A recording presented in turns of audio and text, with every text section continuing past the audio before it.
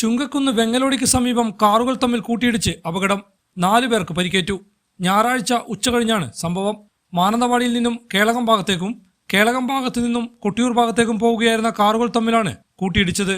അപകടത്തിൽ കാറിലുണ്ടായിരുന്ന പുൽപ്പള്ളി സ്വദേശികളായ ദീപ കുന്നത്ത്, സജി പുലാങ്കുടി, രജനി, ഹുസൈൻ കൊല്ലങ്കണ്ടി മാനന്തവാടി എന്നിവർക്കാണ് പരിക്കേറ്റത്. ഇവരെ ചുങ്കക്കുന്ന് കമിലസ് ആശുപത്രിയിൽ പ്രവേശിപ്പിച്ചു. അപകടത്തെ തുടർന്ന് അല്പസമയം ഗതാഗത തടസ്സവും ഉണ്ടായി.